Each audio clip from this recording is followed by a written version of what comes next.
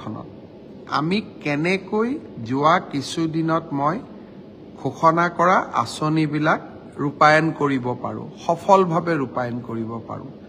2 অক্টোবৰৰ পৰা আমি বসুন্ধৰা 3 আৰম্ভ কৰিম।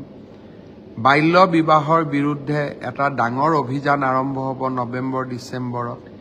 ইয়াৰ মাজত নিযুত মইনা আঁচনি আৰম্ভ হ'ব। ইয়াৰ মাজত মুখ্যমন্ত্ৰীৰ মহিলা উদ্যমিতা আঁচনিখন আৰম্ভ হ'ব। ইয়াৰ মাজত অৰুণোদয় 3.0 আমি নতুনকৈ আৰু বহুত হিতাধিকাৰীক লগত লৈ অৰুণোদয় আঁচনিখন সম্প্ৰসাৰণ কৰিব খুজিছোঁ। তাৰ বিষয়ে আমি আলোচনা কৰিলোঁ।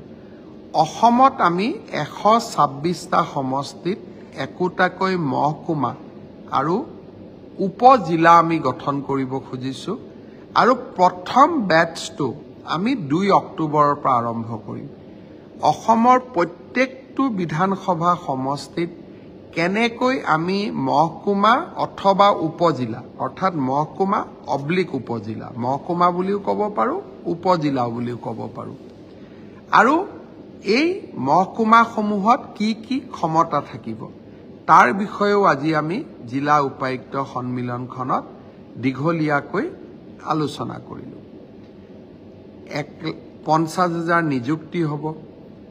মই যোৱাবাৰে কৈছিলোঁ যে এটা পৰীক্ষাত 12 লাখ 13 লাখ প্ৰাৰ্থীয়ে অৱতীৰ্ণ হ'ব। ডিচি এইবাৰো যাতে আগৰ দৰে আমি এটা স্বচ্ছ নিকা পৰীক্ষা পাতিব পাৰোঁ, তাৰ কাৰণে অহাকালি মই দীঘলীয়াকৈ ডিচি সকলৰ লগত আলোচনা কৰিম। পৰ্যটনৰ দৃষ্টিভংগীৰ পৰা অসমত বহুত সুন্দৰ স্থান আছে, কিন্তু এই স্থানসমূহত হোটেল আদি নথকাৰ কাৰণে আমি পৰ্যটন উদ্যোগটো বঢ়াব পৰা নাই।